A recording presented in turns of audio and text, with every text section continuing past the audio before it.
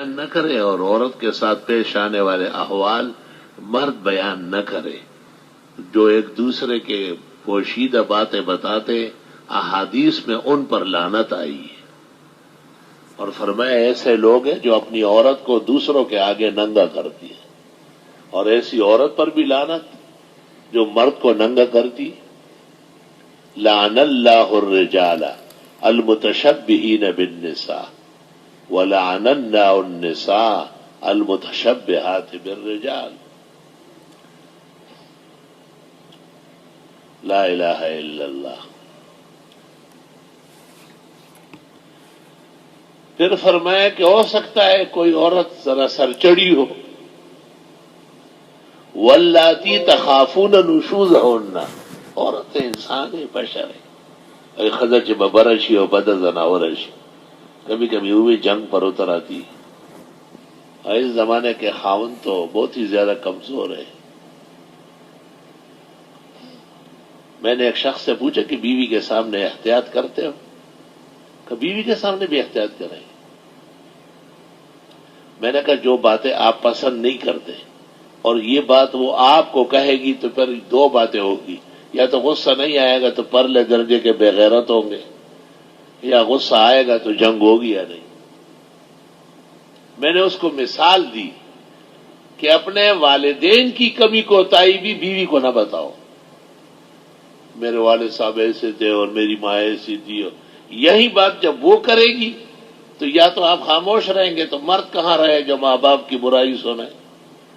اور یا کچھ کہیں گے تو جنگ تیار ہو جائے گی۔ تو یہ شرط تو آپ نے پہلا دی، آپ کہیں بس میں ان کا بیٹا ہوں، ان کا میرے اوپر حق ہے اور آپ کی زندگی میرے ساتھ ہے، لہذا ہم ایک دوسرے کے پردہ دار ہیں۔ ہاں اپنے ماں باپ کے کرم، احسان، مہربانی یہ کم ہے کہ آپ ان سے پیدا ہے، یہ کم ہے کہ آپ کو اتنا مستنڈ بنایا ہوا ہے، یہ کم ہے کہ آپ کو اپنے گھر کا مالک و مختار بنایا، اس دن تک پہنچا دیا کہ آپ کے نکاح میں کسی کی بیٹی اور بہن آئی ہے۔ ماں باپ کے احسانات بہت زیادہ ہیں، لیکن ماں باپ کا حق وہ لڑکے پر ہے، لڑکے کے ماں باپ کے حقوق بیوی پر نہیں۔ فقہا کہتے ہیں کہ ساس یہ بھی نہیں کہہ سکتی کہ آپ مجھے پانی دیں، اور سسر نہیں کہہ سکتے کہ آپ چائے بنا لیں، یہ حق نہیں ہے، احسان ہے، تبرع ہے، تعاون ہے۔ میں آپ کو کہتا ہوں کہ میرے لیے پانی لیا، آپ کے سر آنکھوں پر پانی کیا، ٹھنڈے دودھ کی بوتل لاتا، یہ میرا حق تھوڑا ہی ہے، یہ تو انسانیت و احسان کا ایک لبادہ ہے۔ اسی طرح خاتون کے والدین اور اقربا کا خاون پر کوئی حق نہیں، لیکن یہ خاتون ان کا لحاظ خاون کی آنکھوں کے خاطر کرے، اور خاون خاتون کی آنکھوں کے خاطر اس کے ماں باپ کی تعظیم، تکریم، ان کے ساتھ احسان، حسن برتاؤ، یہ معاشرہ اس سے آباد ہے۔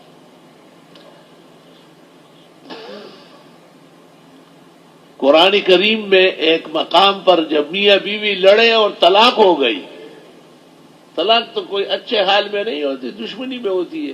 بات حد سے بڑھ جاتی ہے، وہاں اللہ نے ایک عجیب بات کہی، وَلَا تَنْسَوُا الْفَضْلَ بَيْنَكُمْ، اب بھی ایک دوسرے کے ساتھ احسان مت بھولو، جو بیوی کے حق بنتے ہیں خوش دلی سے ادا کر لو، تھوڑا بڑھا کے دو کہ ہمارے اور آپ کے کچھ دن گزرے تھے، اب جدائی آ گئی ہے، میں آپ کو ناراض نہیں کروں گا، اور خاتون جو کچھ معاف کر سکتی ہے، چھوڑ سکتی ہے، وہ پرانے محبت کے دن جو گزرے تھے اس کا لحاظ کر لے، تو دشمنی کی آنکھ بجھ جائے گی۔ تفریق اور طلاق کے باوجود معاشرہ محاسن پر استوار ہوگا، اور آپ اس کو کہتے ہیں کہ جی خاون مارتا ہے، خاون پیٹتا ہے، اور بہت ساری عورتیں قتل ہو گئی، تو آپ نے عورت کو کہا کہ تو قتل کرنے لگے، شاباش، قانون ہو تو تیرے جیسے ہو، عجب دور دیدم دری پادشاہی کہ للو و پنجو ہمیش خود سے پائی۔ بجائے آگ بجھانے کے آگ بھڑکانے کے لیے اس کو مزید تیل مٹی کا چھڑکنے کے لیے اور چمٹا دے دیا کہ اس میں ہلاتی رہو تاکہ اور خاون جلستا رہے. فَإِلَى اللَّهِ الْمُشْتَكَى. یہ ایسے ایک مثال میں نے دی کہ دیکھو کتنی کمزوری کی باتیں ہیں کہ جی عورتوں کا حقوق تو حقوق آپ دیں گے، حقوق اپنے نظریات کونسل سے کہہ دیتے، پاکستان کے بڑے دارالفتاؤں سے کہہ دیتے کہ یار ہمارے صوبے میں میاں بیوی لڑ رہے ہیں اور اکثر مرد ظلم کر لیتا ہے، اس سلسلے میں سوالات آپ بھیج دیتے، مفتیان صاحبان قرآن و سنت اور فقہ کی روشنی میں خوب بہترین مقالہ لکھ لیتے، کتابیں پہلے سے موجود ہیں اس موضوع پر. تو اللہ تعالیٰ کے عذاب کو اپنی طرف متوجہ کرنے کی یہ جسارت اور یہ ناکارہ حرکت پیش نہ آتی جو آج پوری دنیا کے سامنے پاکستان میں اسلام کو ایک تمسخر کا باعث بنایا ہے.